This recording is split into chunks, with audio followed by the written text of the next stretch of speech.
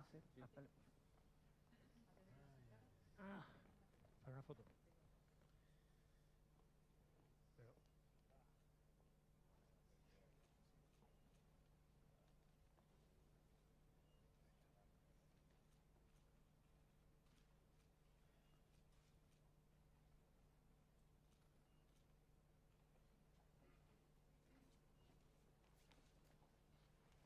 Mira, para allá con los focos, ¿eh?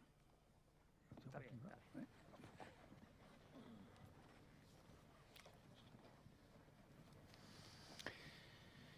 Buenas tardes, bienvenidos todos. Me van a perdonar, pero así como sería redundante presentar o decir quiénes son estos señores que están aquí a mi lado, no lo es tanto decir quién soy yo, que hay muchos que no me conocéis. Me llamo Alfredo Álvarez Tello y soy el presidente de honor de Montero Aramburu y llevo en la firma poco menos de 48 años. A pesar de todo, soy el más viejo de los socios, pero no el más antiguo, porque Rafael Linares Morales es socio de honor y estaba ya en el despacho cuando yo llegué. Es más, él me llevó al despacho.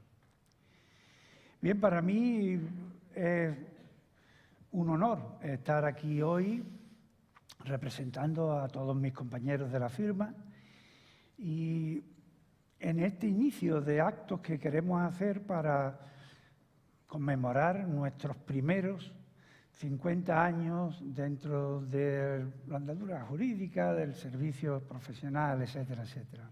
Para mí es verdaderamente un honor hacerlo. Ahora, eso es una cosa y otra, que soy consciente de que tanto vosotros, y perdón que cambie al tuteo, que me cuento más cómodo y creo que somos todos amigos, tanto los que estáis aquí como los que pueden estar viéndonos y oyéndonos por las redes, o por las redes, por el streaming,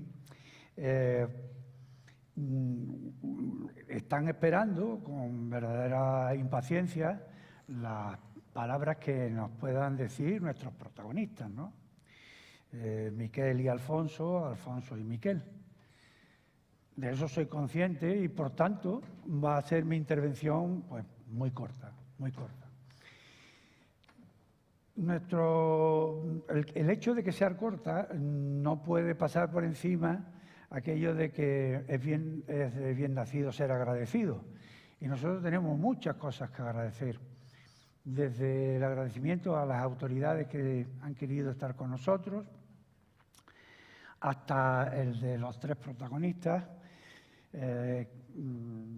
y por supuesto a todos los compañeros que desde aquella fecha han pasado por el despacho, que algunos siguen estando en el mismo, y que la labor del engrandecimiento del despacho es obra de todos, en todos los puestos del despacho. Bien, decía lo del agradecimiento, y he dejado para el final, pero no por lo menos importante, sino porque creo que es de verdad lo que nos ha traído hasta aquí a través de todo este tiempo, y son los clientes, son nuestros clientes. Es raro, pero tenemos clientes de aquella época, de aquellos del año 72, 73, que siguen siendo clientes, claro. No voy a citar a nadie porque seguro que me falla la memoria y alguno lo dejo atrás, pero sí que somos conscientes de la importancia tan enorme que han tenido la confianza de tantos clientes durante tantos años, llegando en muchísimos casos no solamente a ser unos clientes fieles, entre comillas, sino ser verdaderamente amigos.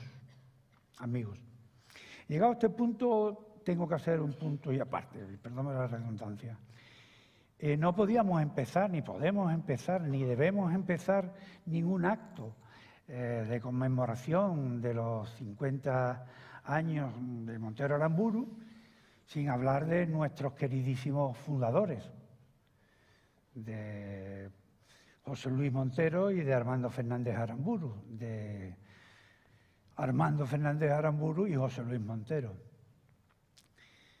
Nuestros queridos y nunca suficientemente añorados fundadores nunca fueron jefes de los que tuvimos la gran suerte de estar con ellos, de convivir con ellos.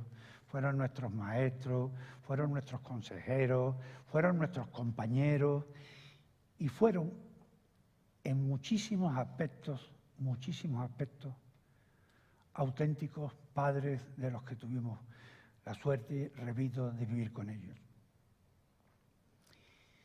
Ahora quisiera también hacer alusión a un compañero que también falta y que estaba con ellos desde el principio, Pepe González. Pepe González era una persona tan entrañable que se ganó siempre el respeto, la admiración y el cariño, no solamente de nosotros, sus compañeros, sino también de todos sus clientes, de los inspectores, de todo el mundo que trataba a Pepe, quería a Pepe, porque no podía ser de otra manera. Bien, que sirva también este recuerdo que he tenido para Pepe, para aquellas otras personas que hoy no están con nosotros, pero que igual que José Luis y Armando físicamente no están con nosotros, están más presentes aquí que casi todos o todos de nosotros. Y como dije que no iba a ser una intervención larga, pues quiero cumplir la palabra dada. Entonces, solamente antes de terminar, me queda algo importante, que es introducir, que no presentar porque no lo necesita, a Ignacio Martínez. Ignacio Martínez, entre otras muchísimas cosas que él no quiere que, por supuesto, ni nombre, pero sí decir algo, pues fue el director adjunto del Grupo Yoli, fue director del diario Málaga Hoy, fue, ¿cómo se llama esto?, corresponsal de Televisión Española y de Canal Sur en Bruselas, en fin, un auténtico personaje, como es lógico. Así que yo reitero mi enorme agradecimiento a todos y le doy la palabra a Ignacio. Muchas gracias.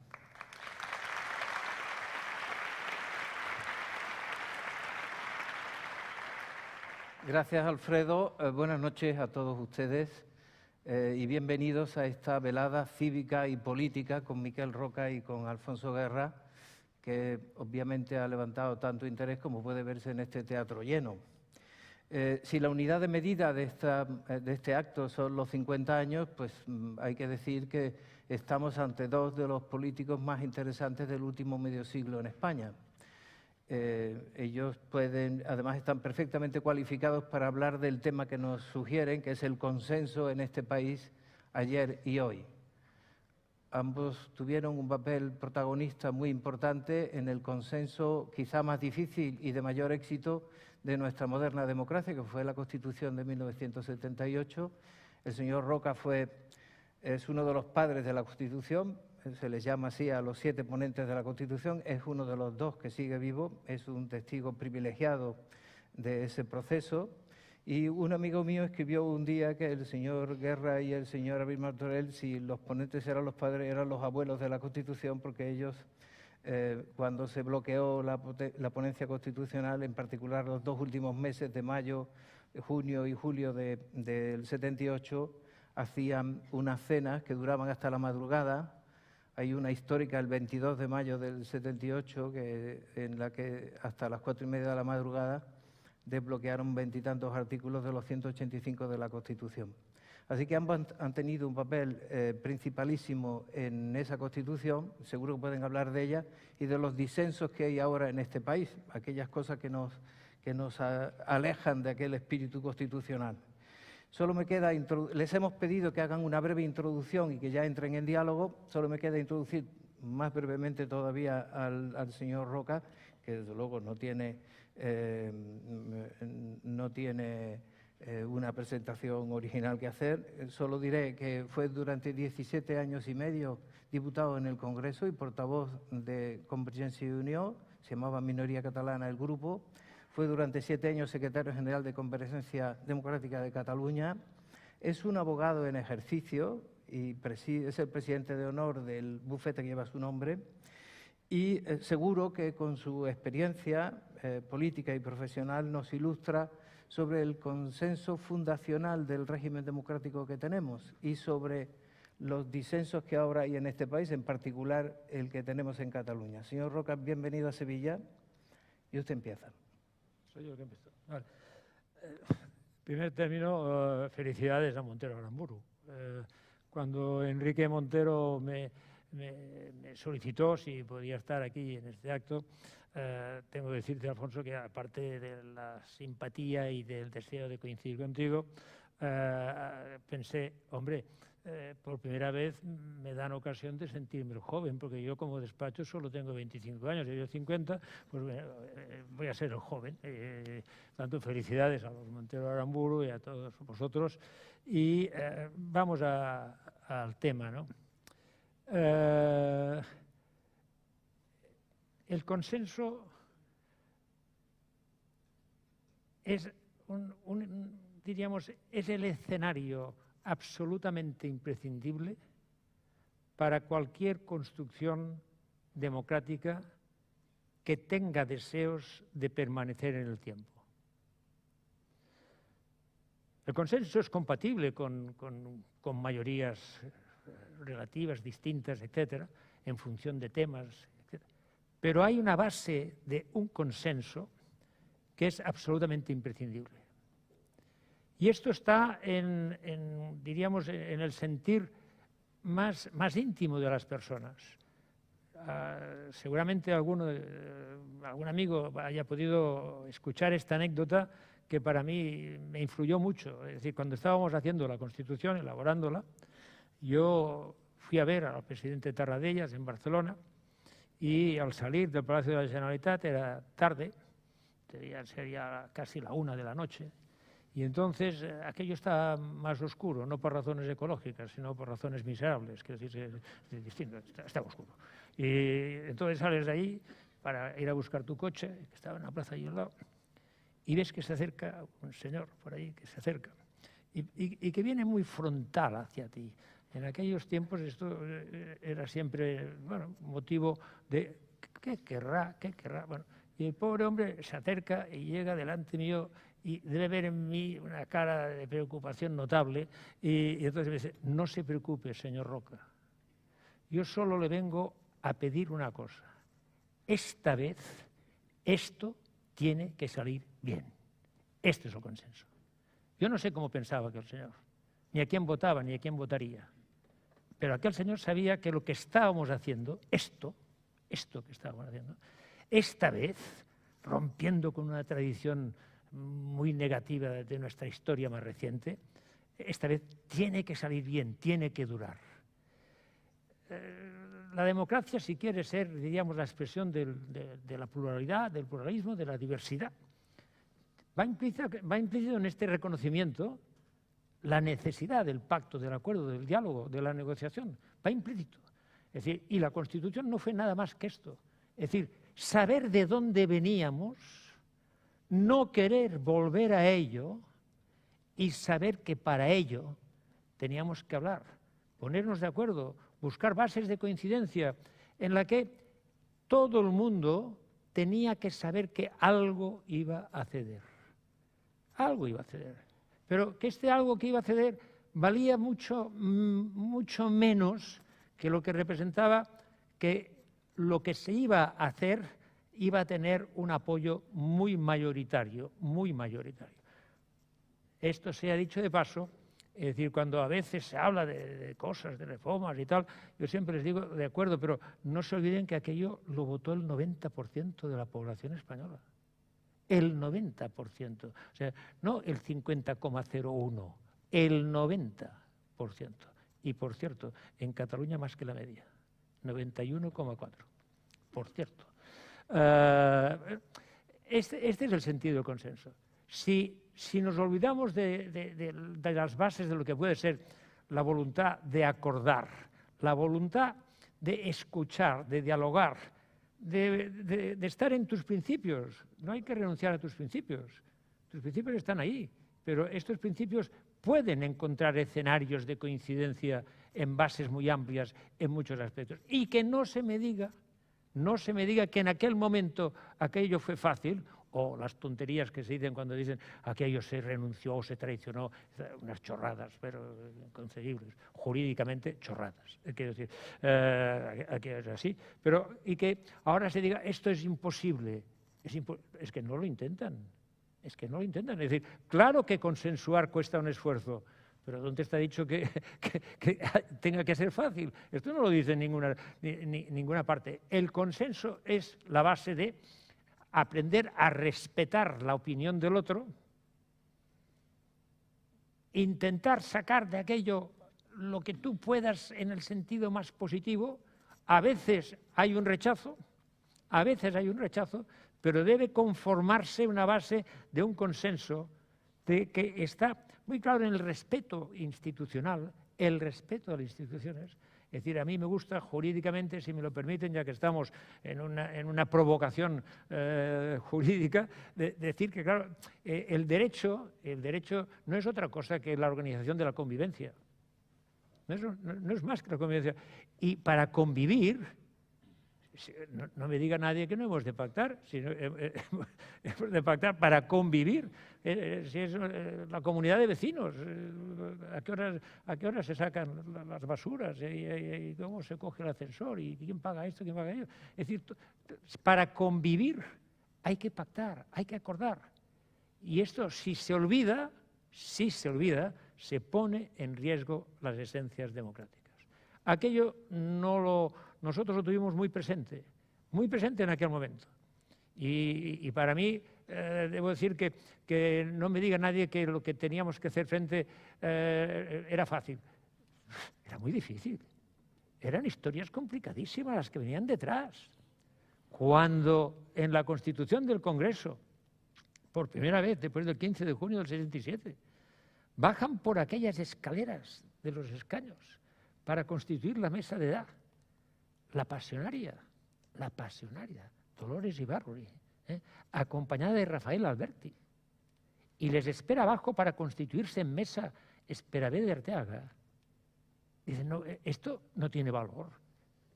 Es que si no tiene valor, que se lo hagan ver y mirar, porque este es un problema muy serio. Aquello tenía un valor enorme. Queríamos con aquello y con lo que se hizo, queríamos afirmarnos a nosotros mismos de que éramos capaces de avanzar hacia la construcción de un Estado democrático. Que no lo habíamos podido hacer históricamente porque no nos habían dejado hacerlo, pero que esta vez lo seríamos capaces de hacerlo. No podemos renunciar a esto.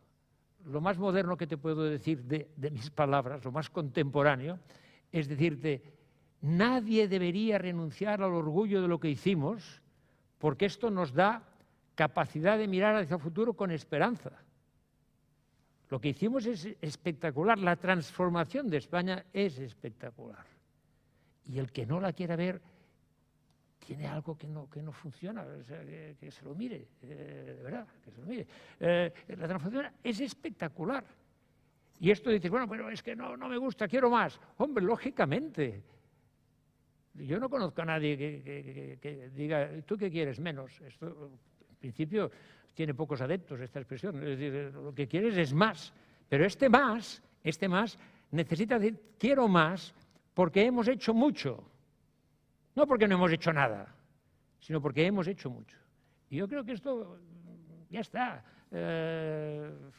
Mis minutos iniciales son estos. A partir de aquí ya discutiremos más, si se quiere. Pero hoy por hoy, yo lo que vengo a decir es que no es que sea un descubrimiento, es de que todavía hoy, en nuestro mundo, se estudia la transformación que España protagonizó como un fenómeno singularísimo de la historia.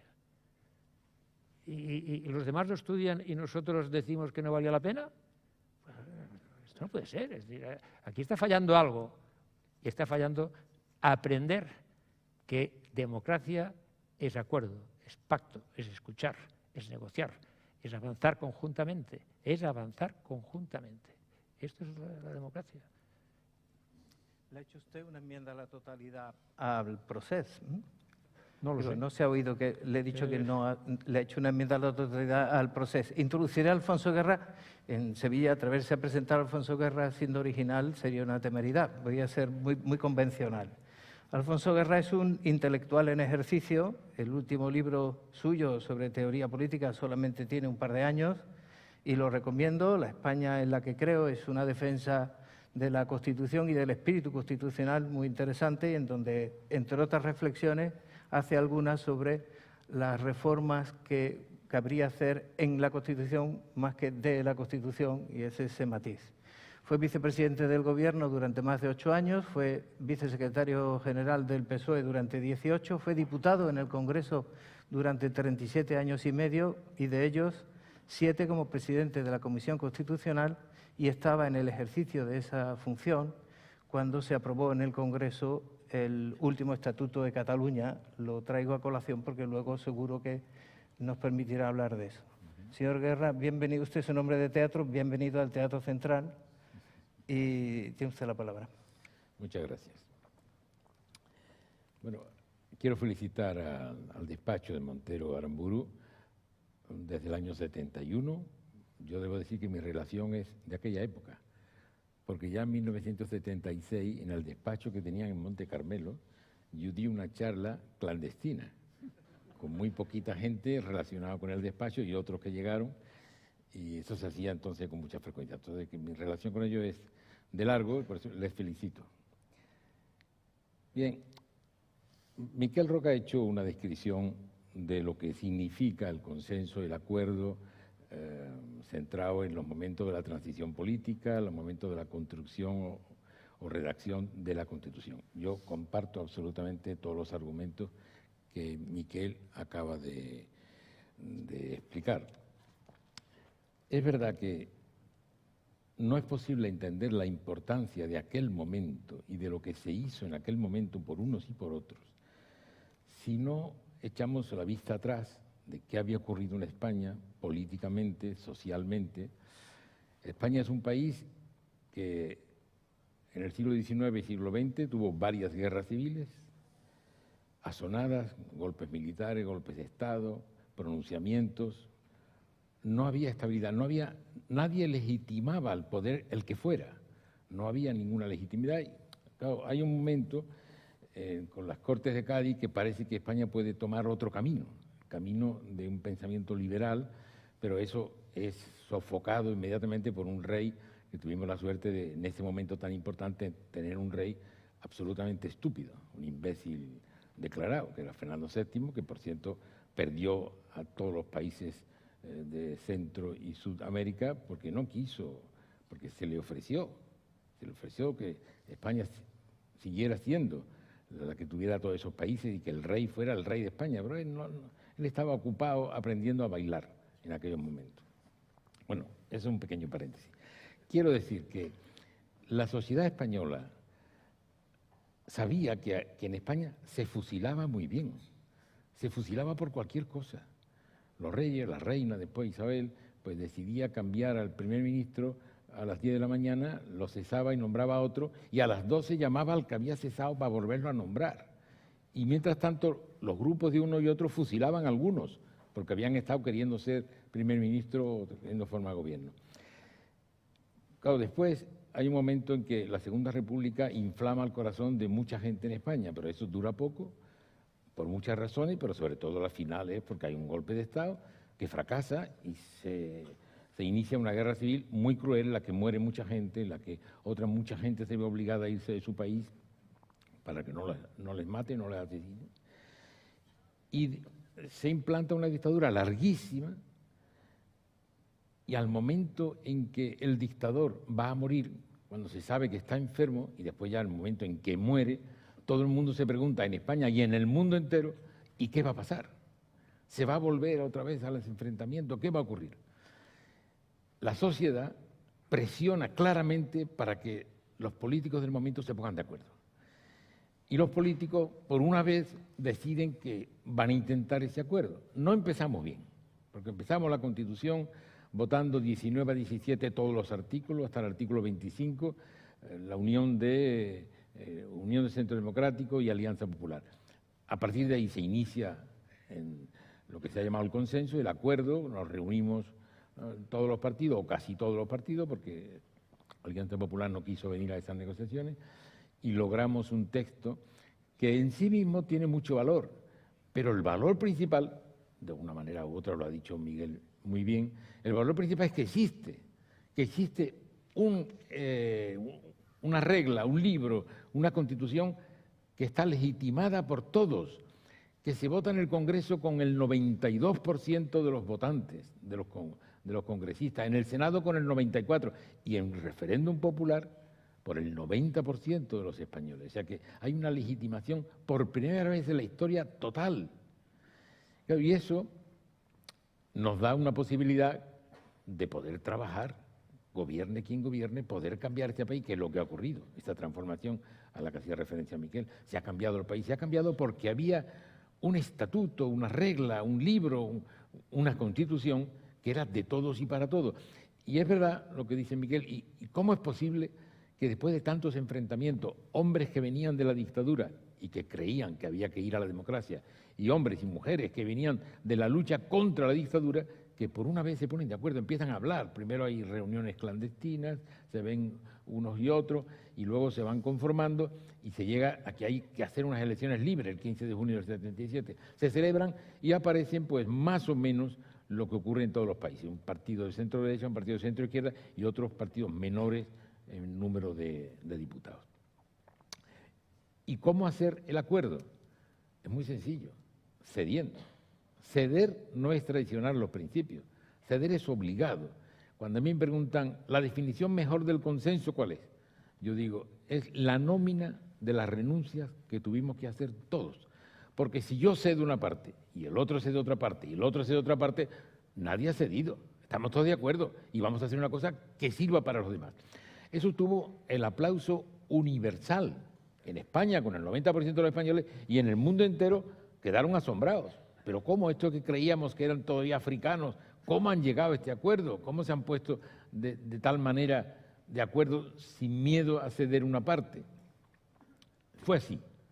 Pero a los 25 años empezaron a aparecer voces críticas sobre la transición y tienen derecho a tener posiciones críticas. Lo que no tienen es razón, porque están equivocados. No, pero tienen todo el derecho. ¿Por qué digo eso? Porque ellos argumentan, los detractores de la transición y de la Constitución, argumentan con tres, no argumento porque no son tales, con tres razones que dicen, es que aquello fue una traición a la clase trabajadora, al pueblo español. Una traición, ¿por qué? Porque la derecha logró sacar una amnistía para que no se persiguiera a la gente de la derecha. Falso completamente. Cualquiera que tenga memoria sabe que en los últimos años de la dictadura todas las manifestaciones terminaban con unas pancartas que decían amnistía, libertad, estatuto, autonomía. Fue la izquierda la que reivindicó la amnistía. Y por cierto, cuando se vota, lo vota toda la Cámara, salvo ¿quién?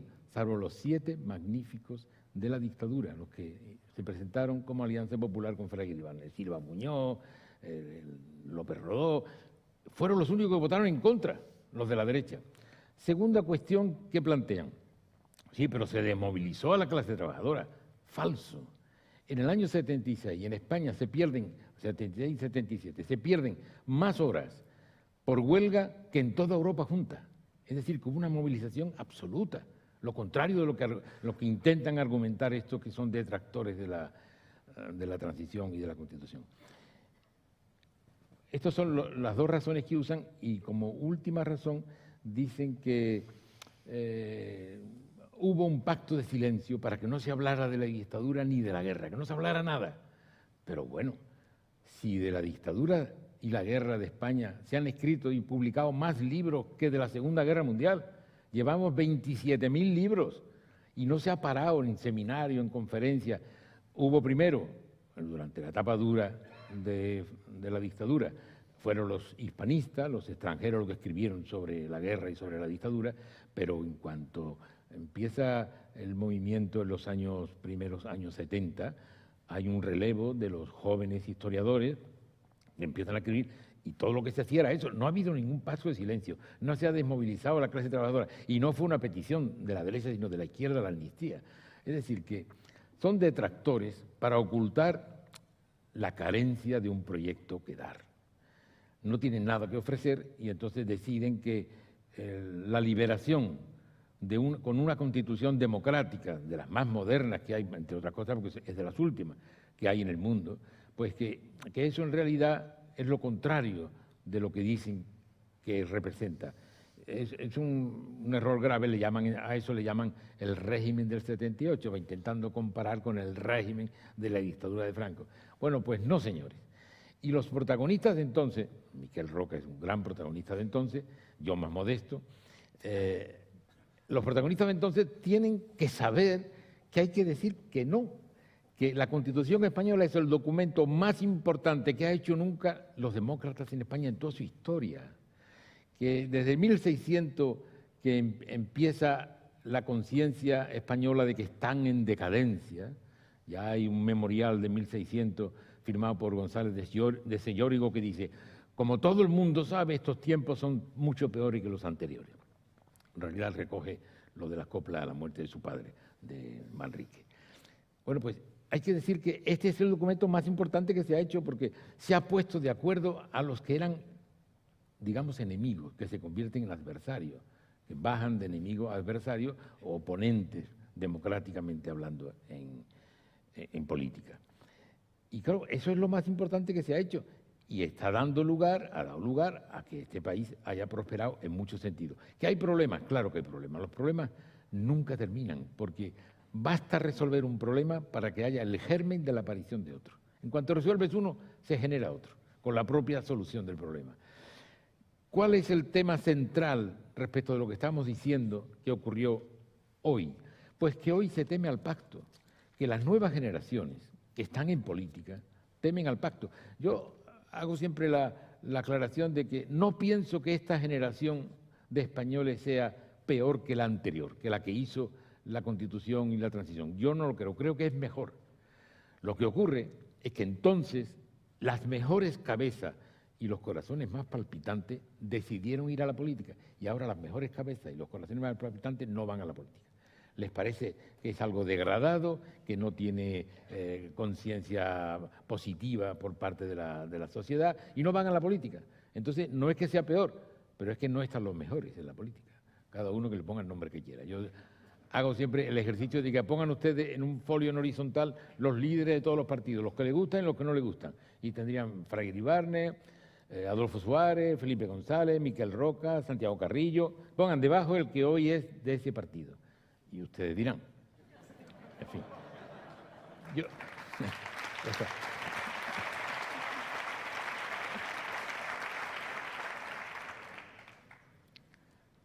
¿Puedo intervenir? Claro. ¿Cómo no? ¿O tengo que esperar que me No. ponga? Adelante, ya entráis en diálogo, yo intentaré... Alfonso decía una cosa que me gustaría, diríamos, ampliar. De hecho, cuando diríamos, se critica la transición, hay ahí un cierto error en un punto, que es que de transitar, transitamos siempre. Claro. Siempre transitamos. Es decir, hoy estamos hablando en lo que puede ser los centros de interés, pues no sé, de la sociedad digital. Esto es una transformación, siempre se transita. Siempre. Nosotros transitamos de una dictadura a una democracia y de una democracia a Europa, Aprendimos no a hablar de Europa, sino a hacer Europa, a hacerla nosotros. Esto era transitar y hoy tenemos que transitar hacia otros muchos cambios. Siempre hemos de transitar. Y siempre, es decir, la historia de la humanidad es una historia de permanente tránsito. Esto es así. Entonces, decir, no, aquello no vale. Esto del régimen de la transición, el régimen del 78, esto que se les llena la boca de una especie de satisfacción inverosímil. Pero la transición, tal. Bueno, la transición es una obligación democrática. Aprender a transitar es una obligación democrática. A mí en una ocasión tuve en el Parlamento la ocasión de poder decir, la ilusión de poder decir, no se me enfade nadie, esto de ganar la libertad, que era difícil, Pero está muy escrito cómo hay que ganar la libertad. Sabíamos lo que teníamos que hacer y los riesgos que aprender a vivir en libertad. Esta es la gran lección. Aprender a vivir en libertad. Y esto es lo que en este momento parece como si, tú lo decías muy bien y yo quiero confirmarlo, es decir, que acordar o pactar es propio de la cobardía, es propio del máximo coraje. No hay nada más difícil que pactar, porque ni que sea pequeña la renuncia, tus propios compañeros te la presentarán como una renuncia magna. Y esto, afrontar esta crítica es muy complicado, pero es que si no hay coraje, no se puede pactar. Toda la historia de la humanidad presenta grandes momentos con pactos, y los pactos siempre han sido propios de los valientes, no de los cobardes. Estoy de acuerdo completamente. Esta es una obligación. El que asume una responsabilidad institucional, política, la asume con el compromiso de tener el coraje de defender el interés general, el bien común. Y esto es así. Es decir, hay una película, bueno, estamos así, hay una cierta libertad de escenario, ¿no? Hay una película en la que se Winston Churchill, en aquel momento en que tiene que tomar una decisión de si acepta o no acepta pactar con Hitler, que algunos suyos le piden que lo haga. Y él coge el metro, mírenla esta película si la ven, coge el metro y pide a la gente dice, este es Churchill, ¿no? Oiga, ¿hemos de pactar con estos? Never, nunca, nunca, nunca, nunca. Encuentra el coraje en el corazón de la gente. No en el Parlamento, en donde le decían que ni hablar, que se tenía que pactar, encuentra el coraje de decir, con estos yo no pacto, lo encuentra en la gente, en el corazón de la gente. Hay muchos que han renunciado por el miedo del voto al corazón de la gente. Y esto a mí me parece que no lo podemos hacer. Si me permiten, uno tiene que ser también a veces anecdóticamente personal. Es decir, yo nací en el exilio, pero tuve la inmensa suerte de nacer en el exilio el mismo día en que, para celebrar el aniversario del Führer, de Hitler, bombardearon Burdeos. ¡Qué gozo! Porque claro, ya me identifico, yo ya sé por toda la vida cuál es mi bando. No es el que cuando llegas te bombardean, pues con estos nunca. Es que con nació estos. en Burdeos, ¿eh? Yo nací en Burdeos, Nació en Burdeos. Sí, mi padre, que vivió todo esto, un día antes de morir me decía, oye, porque nosotros, claro, como formamos parte de los que perdieron la guerra, y yo pensaba, pobre papá, ya lo sabemos, no sé, decimos el exilio, ya lo sabemos, pero pobre hombre. Dice, no me mires así. Nosotros perdimos la guerra desde el mismo día en que se inició. La guerra es la expresión de la incivilización. La guerra es la expresión de la falta de ideas. La guerra y la violencia son los actos más cobardes que hay, no los valientes, son los actos más cobardes que hay. Porque como soy incapaz de defender mis ideas, prefiero matar. Esto es muy fácil, muy fácil. Y yo creo que nosotros hemos de entender que España ha gozado durante todo este tiempo de una situación en la que ha habido problemas, y los hay, pero es el periodo más largo de normalidad constitucional e institucional que España ha tenido en su historia moderna y contemporánea. El más largo, el más largo. En la primera constitución que España se da con voto popular, con referéndum. Ninguna anterior había sido refrendada. Aquí hay un compromiso de los ciudadanos. Entonces, claro, vienen algunos y dicen, pero yo no estaba. Señores juristas, muchos no hicimos el Código Civil. Y en Estados Unidos, y lo aplicamos, no sé, digo yo. en Estados Unidos, ¿cuántos hay vivos que votaran la Constitución de Estados Claro, Unidos? este argumento, lo que dejamos abierta es la puerta de la reforma. Dicen, hombre, es muy difícil reformar. Lógico. Es decir, vamos a reformar una Constitución fácilmente. Hoy un día, otra cosa otro día.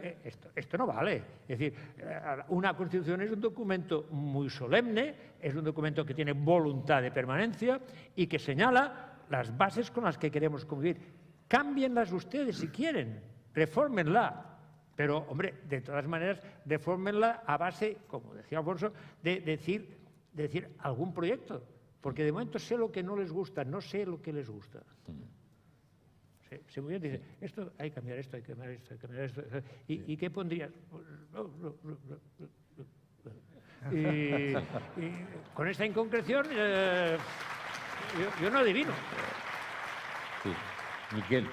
Miquel ha dicho algo que me interesa resaltar, y es que ha dicho que hay gente que protesta porque el cambio de la Constitución exige mucho. Es difícil reformarla. Sí, pero es que una Constitución que se diferencia de otras, de muchas europeas, que no tiene ninguna cláusula de intangibilidad. Es decir, que se pueden modificar todos los artículos de la Constitución. Los franceses dicen, estos artículos no se pueden tocar. Los italianos dicen, estos no se pueden tocar. Los alemanes, 21 artículos, estos no se pueden tocar. En España todos son modificables, todo se puede reformar.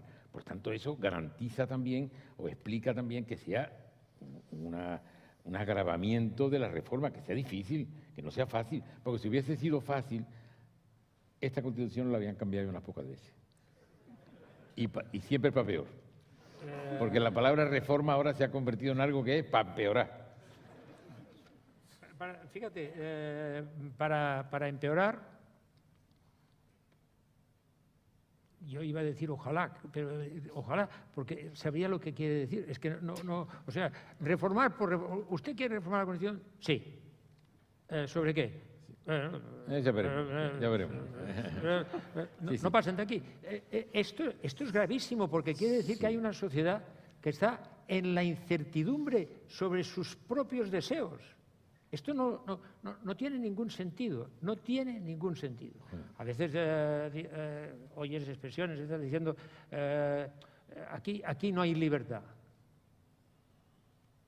Hombre, no sé, guerra, me lo vuelve a decir. Guerra es la intangibilidad entre la docena de propuestas que hace en su último libro sobre qué tocar en la Constitución, habla de una cláusula sobre intangibilidad, sobre la unidad territorial. ¿Qué opina de eso? Él propone, si se hace una reforma, un retoque en la Constitución, declarar intangible, que no se pueda tocar, la unidad territorial. El artículo de la unidad. El artículo de la unidad territorial. A mí me parece que esta es una posición que Alfonso, debe decir, la ha defendido siempre. Sí. Y además, para entendernos, ciertos desarrollos seguramente han confirmado su vocación, que no le sorprenderá que exactamente en sus mismos términos no comparta del todo. Quiero decir, porque creo que una de las riquezas que tiene España, una de las importantes virtudes que tiene España, es realmente su realidad muy plural. Esto es muy difícil, porque claro, cuando tienes una realidad plural es entenderte con gente a veces diversa, con historias ciertas o construidas, etcétera, es igual. Pero esto es muy difícil. Pero yo creo que en este momento el problema no está tanto en la intangibilidad. Lo que está es en el que lo que tenga que hacerse, tiene que hacerse sobre la base del acuerdo, de la negociación, del pacto, de el respeto a la institución y el respeto a la Constitución. El marco es la Constitución. Dicen, bueno, pues es que la Constitución no me salva determinadas cosas. ¿Pretende usted reformarla? No lo sé, pero es que la pretensión no está para esto. No, lo que quiere decir Miquel, y yo coincido, es que no hay ni necesidad ni circunstancia para hacer un proceso constituyente, para decir hagamos otra constitución, no tiene sentido. Aquí se pueden hacer reformas de tal artículo, hay algunas cosas que son muy claras, hay alguna contradicción interna en la Constitución, el artículo 14 no hay discriminación y el 57 hay una discriminación. Que se puede resolver. Que se puede resolver, claro. Ahora se va a poder, la reforma, o cómo se llamaba entonces a los discapacitados, se llamaban disminuidos, todo el mundo está de acuerdo en que deben cambiarse. Esas cosas son reformas en la Constitución, no es la reforma de la Constitución. Y yo estoy de acuerdo con la reforma en la Constitución. Porque aquí hay un marco que debemos pensar mucho en poner en riesgo, porque todo el mundo debe entender que modificar una ley u otra tal tiene gravedad, a veces tiene muchas repercusiones, pero es algo que está implícito en la vida política y en las mayorías alternativas y la alternancia. Esto está ahí.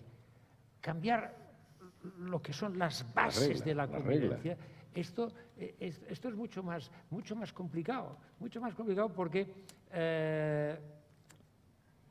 está poniendo en riesgo todo lo que se ha conseguido, y esto es algo que no deberíamos permitirnos. Antes de entrar, quizá, Alfonso, te traiciono, pero bueno, me lo perdonas. Es que decíamos, yo a mi edad, yo estoy aquí para defender la Constitución en su totalidad. Bien. Decir que la transición fue fantástica y que lo hicimos de maravilla. Ya está. Ahora, si me dices por los bajines, y no os equivocasteis, sí, en alguna cosa, sí. Pero lo diré bajito, porque ya no tengo necesidad de y los errores fueron por ingenuidad. Todo éramos bastante inexpertos, todo era muy inexperto. Claro, esto llegamos, todos nosotros llegamos a la democracia saliendo de una manifestación. Salíamos de la manifestación y de repente, mira, pues, oye, esto es... Que te toca hacer una constitución. Bueno, te toca hacer que tuve casi que pedir, ¿y esto cómo se hace? ¿No? Porque claro, ¿cómo se hace? Pero la hicimos porque hay una cosa, Ignacio, no voy a sacar ningún mérito a Alfonso, ni mucho menos, diríamos, muy atrás a mí mismo. ¿Sabes cuál es el mérito de esta Constitución? No los padres, ni los abuelos, ni las madres, ni los tutores, que todos los ciudadanos la hicieron suya. 90%. Los autores de esta Constitución son los ciudadanos de este país. Algunos ni se acuerdan, pero nuestra obligación es recordárselo, que lo hicieron ellos. Nosotros fuimos unos amanuenses, nos cogieron allí diciendo, oiga, escriba esto, pues escribes esto, pero nos lo decía la gente. Claro, esto es lo que querían. Cuando se acuerda que la mayoría de edad no sea a los 21 años, sino a los 18, eso no es un invento de los redactores. Esto es lo que estaba pidiendo la gente. Cuando se dice, quitemos la pena capital, la pena de muerte, no es un invento de los redactores. Hubo muchas luchas entre los redactores en todos estos temas, pero es que eso es lo que venía de la gente. Era la presión y luego la negociación arriba. Y ahora un caso práctico, que seguramente el público quiere oírles hablar de eso. Principal ataque al espíritu constitucional que tenemos en este momento, el principal problema institucional que hay en España en este momento es el intento de secesión catalán, con toda la deriva que ha tenido de el ultranacionalismo irredento, inventándose exilios, presos políticos, etcétera, ¿no? Con el deterioro que eso tiene también para la imagen de España en el exterior. ¿Cómo salimos del embrollo catalán? ¿Cómo salimos? Un momento. No hay un embrollo catalán. ¿Qué has dicho? Que lo digas tú. Un momento. No hay embrollo. No hay un embrollo catalán. Hay un embrollo del nacionalismo catalán. Porque no es Cataluña, es un sector concreto de Cataluña. Que es mayoría, es minoría, no es momento de discutirlo. Quiero decir que no me gusta decir porque Cataluña crea un problema. No, Cataluña no. A favor o en contra es un grupo nacionalista, que ahora también está un poco, como dijéramos, repartido, en dos posiciones distintas, pero En fin, estando aquí Miquel Roca y hablando de Cataluña, no podría yo enmendar la plana. No la enmiendes porque no he dicho nada. No, pero vamos a ver. Este es un tema muy complicado, Sí. muy complicado, en el que en este momento, en medio de toda esta complicación y carrera de incidentes y de nuevas noticias y tal, en todo caso, parece aflorar, incluso con críticas diversas, parece aflorar la posibilidad de que, como mínimo, algunos interlocutores se hablen. Personalmente, no quisiera hacer nada que impidiera que este hablar se produjera.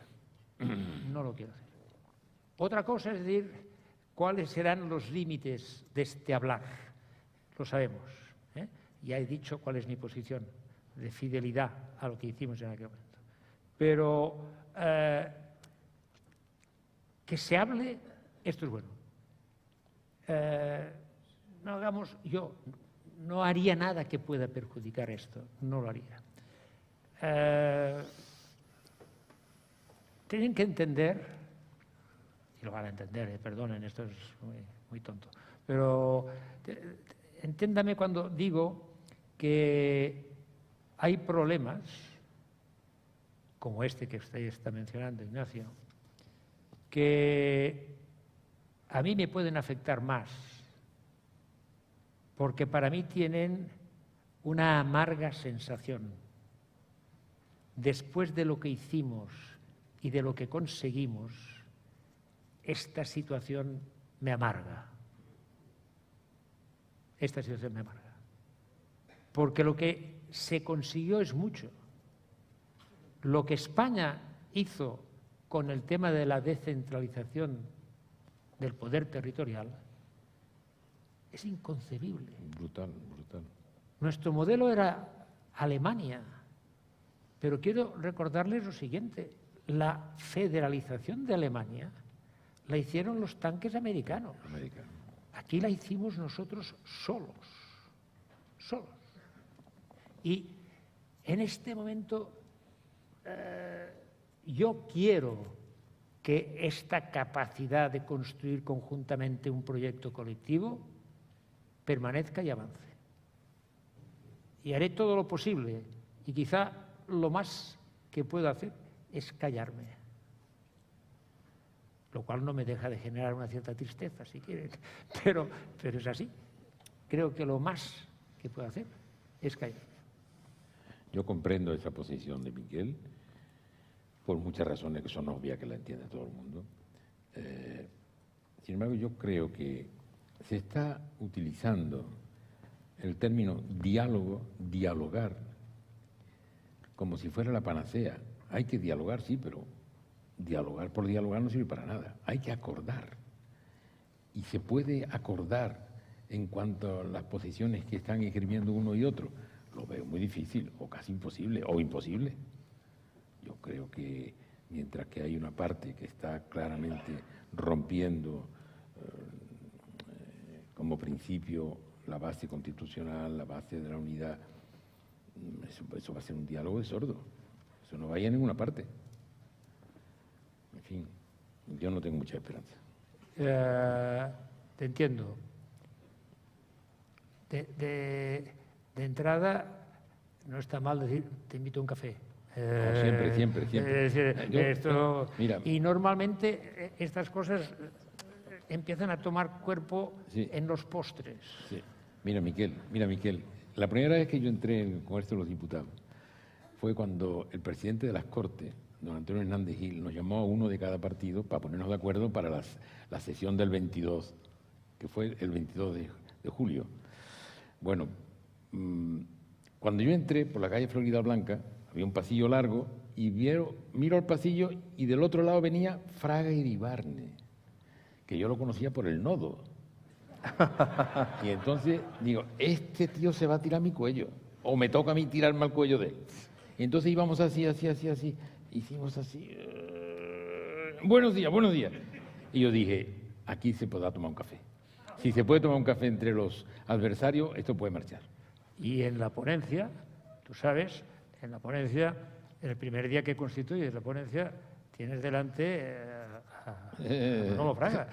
Y la primera reacción cariñosa para entendernos casi en este momento es decir, ¿cuándo me va a detener? No sé, piensa... estábamos Jordi Sotura, Gregorio... Sí, Gregorio, es mucha amistad con él. Estamos ahí. Luego, esto dio unos resultados muy distintos desde el punto de vista de acercamientos y comprensiones, etc. Hay que forzarlo porque es que evidente todo es muy complicado y ciertas posiciones a priorísticas diría apoyarían lo que tú dices de que esto parece imposible. Sí. Pero me parece más difícil dejarlo de intentar. No, sí. Esto sí que no se puede dejar. Si fracasa, pero... ya veremos. Pero hay que intentarlo y hay que forzarlo. Hay que forzarlo. Estoy de acuerdo, Miquel. Y de momento se han sentado ya un día. Sí, pero no podrás negarme que con un payaso recorriendo los países es muy difícil. Yo no puedo... es muy difícil. Ya sabes que esto yo no lo puedo decir por tanto, yo no lo puedo decir. Pero lo que quiero decir es que... Yo no puedo. Pero se sentaron un día. Sí. Y han dicho que se volverán a ver. Sí, vamos a ver. Y dices, oye, esto es muy poco. Es que nos alimentamos de migajas. De café. Migajas. Y a base de esto hemos de construir. Nos costará mucho, muchísimo. Sí. Nos costará mucho y mucho. Sí, yo sé que estamos de acuerdo, Miquel. Y va a ser difícil, pero el escenario de lo imposible me preocupa más que el de las dificultades de intentarlo. Si es imposible, esto se complica mucho. Bueno. Tenemos un momento muy complicado en España, desde todos los puntos de vista, y hemos de hacer todos un esfuerzo para que haya lo que se habla ahora en nuestra profesión, habla mucho de la mitigación, Hay que mitigar, porque es que si no, claro, entonces ocurre esto, pues que unos solo viven del insulto, de la descalificación, porque claro, es mucho más cómodo insultar y descalificar que decir algo. Eso está pasando en el Congreso. ¿Sí? Claro, esto... Sí, en el Congreso ahora se llaman terrorista, bruja, fascista y tal. Frente a eso, lo del Taur del Mississippi parece poesía. ¿Y quién lo dijo eso? No, es que no leen. No, el poeta, el hombre de teatro aquí presente. No. Yo tengo otra cosa que... Tenía que leer. Tengo otra cosa que plantearle sobre disenso. Tenemos caducado el Consejo General del Poder Judicial, una parte del Tribunal Constitucional, el Defensor del Pueblo, el Tribunal de Cuentas. ¿Esto cómo se arregla con el libro del consenso de ustedes? Eso sí que es fácil. Esto es injustificable. Y facilísimo de arreglar. No, y además, puedo aceptar que haya quien considere que deba reformarse el sistema de elección. Seguramente no compartiría el criterio, pero me es igual. Ahora, en este momento, lo que hay que hacer es aplicar la legislación vigente. Hombre, claro. Es imposible no hacerlo.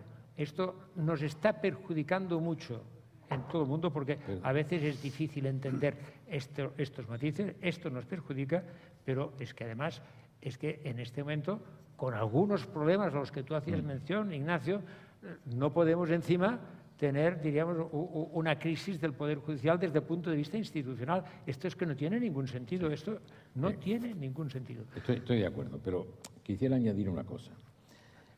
El Partido Popular en este momento está centrado en una posición, y es que o se cambia el sistema de elección o ellos no se ponen de acuerdo. Pero me extraña que nadie les recuerde que cuando se estableció el sistema de votación que está vigente, el Partido Popular presentó un recurso ante el Tribunal Constitucional Y el Tribunal Constitucional dijo que era plenamente constitucional el sistema de elección vigente. ¿De qué hablan? Es que Europa nos lo pide. Eso es falso. Es que un comisario del Partido Popular ha dicho, porque le han dicho que lo diga, en una conversación, nada de una cosa oficial, en una conversación ha hecho la opinión de que habría que cambiarlo. Pero es que el Tribunal Constitucional le dijo al Partido Popular que era constitucional el sistema. No se puede encerrar en eso. Alfonso, permíteme, añado, cuando hablas de reformar una ley, quiere decir que hay una ley, Claro. digo yo, ¿no? Que hay que cumplir. Claro. Cúmplase. Ahora, eso es muy sencillo, ponerse en una mesa y decir, estos son mis nombres y estos son mis nombres. Y claro, alguno dirá, esto no lo quiero. Bueno, pues tendrás que ceder un poco en esos dos. Y tú, el otro cederá en estos dos. Pero pónganse de acuerdo en un rato. En un rato. El frentismo actual impide estas cosas. La pregunta es, tenemos populismos de extrema izquierda y de extrema derecha y los dos partidos principales Los miman. conviven con sus vecinos. Los miman. Miman al de un lado y al del otro. Ese es el error gravísimo que hay hoy, que los dos partidos, digamos del centro, no digo centrista, los del centro tienen la tarea de blanquear a un lado y el otro blanquear al otro lado. Y así no se puede llegar a ninguna parte. En algo tienen que ponerse de acuerdo. En el Parlamento, esto no quiere decir un gobierno de coalición, no, pero en el Parlamento tienen que llegar a acuerdo porque son los dos partidos del centro de la nación, centrales.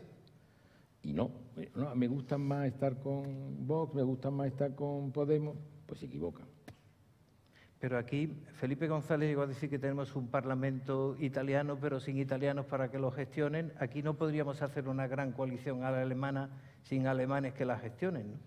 Pero si no es necesario, lo que hace falta es un acuerdo parlamentario en los temas centrales de la nación y saber que en eso tienen que ponerse de acuerdo. Por ejemplo, el Poder Judicial. Tienen que ponerse de acuerdo, son necesarios. Alfonso, incluso soy menos ambicioso en los temas centrales y en temas pequeñitos. Sí, que se también, pongan de acuerdo en algo, verán que es bueno. Sí. Le encontrarán gusto. Y cogen carrerilla. Que cojan carrerilla, pequeños acuerdos. Sí. Esto forma parte de lo que es la vida parlamentaria. La vida parlamentaria hay una necesidad de ponerte de acuerdo. Son centenares de enmiendas que se presentan. Sí. Tienen que haber algunos Algo, puntos. tiene que haber algo, Y sí, entonces, sí. si te acostumbras a esto, Mire, esto es muy positivo. Yo he sido presidente de la Comisión de Presupuesto en el Congreso de los Diputados. Y cuando gobernaba el Partido Popular, traía el presupuesto y los grupos políticos le presentaban 3.500 enmiendas. Y yo llamaba al presidente, al portavoz del PP y decía, ¿cuántas tenéis previsto aprobarse? No, ninguna. Pero ¿cómo no vaya a ceder ni una sola enmienda de 3.500? No hay nada que os parezca que es interesante, que mejora. No, ninguna. Así no podemos caminar. Quería buscar algún disenso entre ustedes. Venga. He encontrado uno. En el fútbol, en las el Betis. memorias del señor Guerra no pone muy bien a la Operación Roca o a la Operación Reformista. Una operación... Hombre, ¿cómo quiere que la ponga? Ni él tampoco. Yo defiendo todo. A lo ver, mío. dice una operación antisocialista secundada por empresarios y banqueros. Y más adelante dice, que es la pregunta, porque esto no es más que una provocación, no existe en nuestro país un corpus político y electoral de centro. Él sostiene que no hay sitio para un partido de centro, entiendo yo con eso. No exactamente. A ver, esta es la pregunta. No exactamente. Y yo la contestaré después. Yo creo que el centro que persigue la gente, eso no existe políticamente. ¿Dónde está? ¿Dónde está clasificado el centro políticamente? Hay posiciones que pueden ser más conservadoras, más progresistas, otras más tibias, pero ¿cómo se va al centro en política? Bueno, ya saben que llevan 40 años yendo al centro los del PP y no llegan nunca, con lo cual uno imagina que tiene que venir a un sitio lejísimo del centro. Pero eso es lo que yo digo, que el centro no es concreto, son posiciones centradas, que me parece muy bien, pero no hay un corpus de centro. Lo mismo que sí se identifica progreso, conservadores, eso se puede identificar, pero el centro, bueno, metafóricamente, lo tibio. Yo lógicamente lo valoro, pero de la siguiente manera, yo creo que no es bueno para España facilitar la política de bloques o el frentismo. Creo que esto es muy malo. Tiene que haber fuerzas que sean capaces de romper esto, que sean capaces de colaborar y coadyuvar en la gobernación desde perspectivas que eviten el frontismo y la división radicalizada. Porque esta división radicalizada acaba en populismo.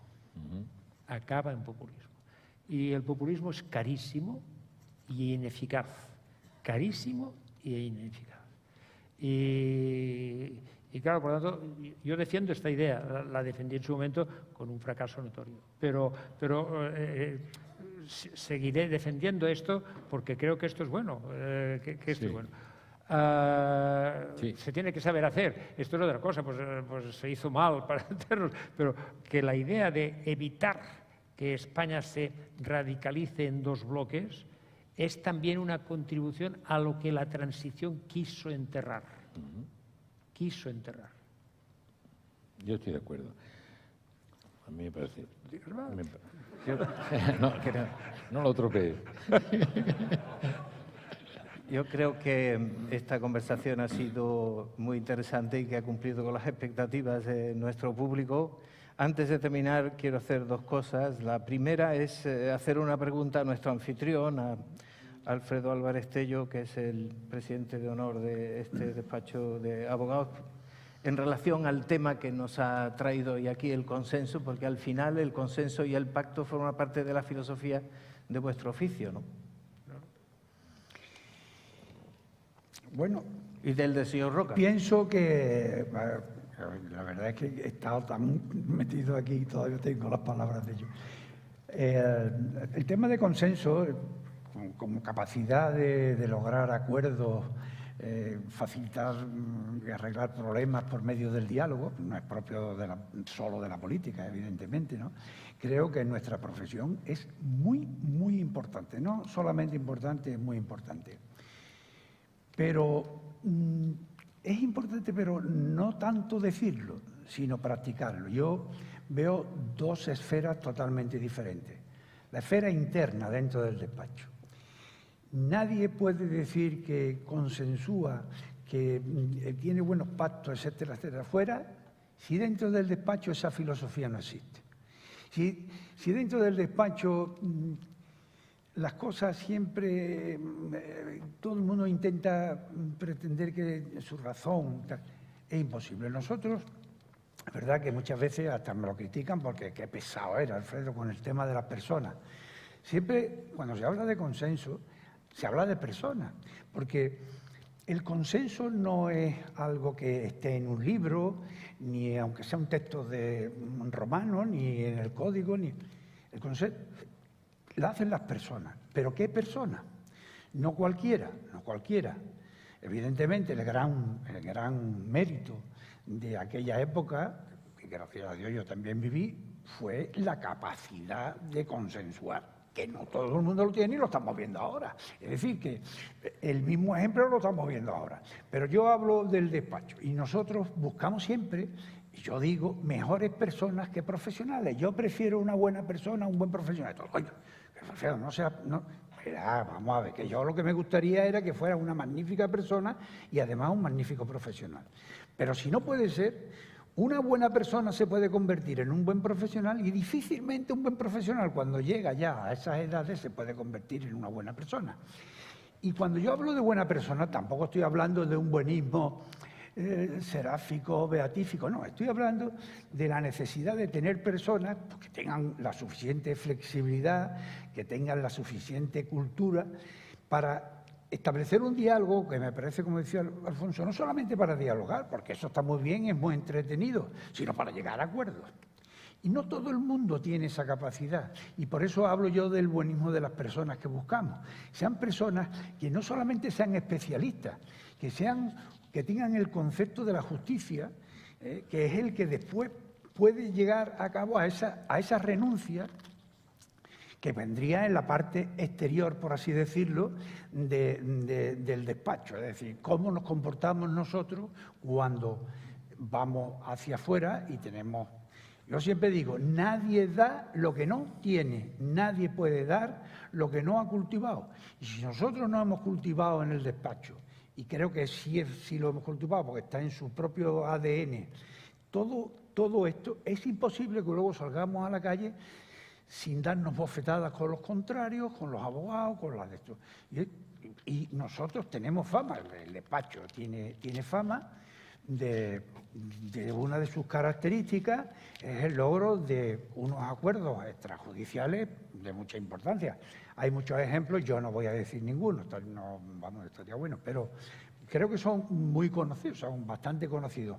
Y a eso se logra siempre y cuando hayamos logrado internamente esa capacidad y esa... Y por eso siempre digo yo, para nosotros no es que sea importante el diálogo, es que lo es todo, lo es todo. Muchas veces se dice que un buen acuerdo, y eso también lo han dicho ellos, no satisface plenamente a todo el mundo, es que es lógico, a las dos partes en conflicto, pero un buen acuerdo es aquel que deja muy poco insatisfecho a las dos partes, o satisfecho en un tanto por ciento elevadísimo a las dos partes.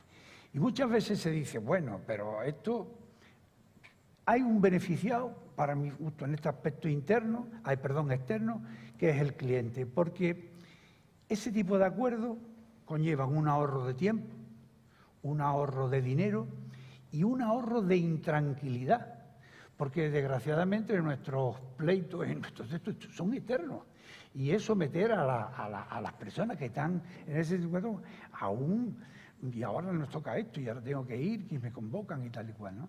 Por eso digo que para nosotros en el DNI debíamos de llevarlo, lo de por encima de todo consensuar. Si al final no se llega a un acuerdo, es imposible, porque hay veces que es imposible, pues habrá que acudir al departamento procesal e ir a lo que yo llamo a la guerra jurídica. Pero mientras que sea posible lo otro, siempre vamos a preferirlo. Y mi último acto es intentar hacer un resumen, si yo entiendo bien mi letra, un resumen no, entresacar algunas de las frases más destacadas que han dicho nuestros invitados. El señor Roca dijo, el consenso es imprescindible para toda construcción democrática con voluntad de permanencia en el tiempo.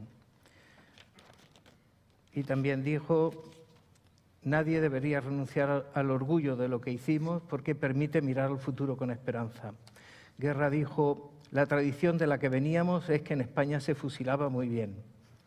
Guerra también dijo, el país ha cambiado porque había una constitución de todos.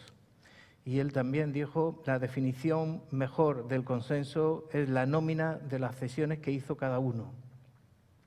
Y también las voces críticas que hay con la Constitución tienen derecho a hacerlo, lo que no tienen es razón. La Constitución del 78 es el documento más importante de los demócratas españoles en toda su historia, dijo también Guerra. Esta generación no es peor. Entonces, las mejores cabezas y los corazones más palpitantes fueron a la política y ahora no. Y Roca dijo, aprendimos que transitar es una obligación democrática. Dejamos de hablar de Europa para hacer Europa. Pactar es el ejemplo máximo de coraje. Guerra también dijo, Roca también dijo, ninguna constitución anterior había sido refrendada, esta ha sido la primera. Y finalmente Roca dijo, la federalización de Alemania la hicieron los tanques americanos y aquí la hicimos nosotros solos. Muchas gracias a ambos, ha sido un placer estar con ustedes hoy. Gracias al bufete por haber organizado esta reunión y a ustedes muchísimas gracias por su atención.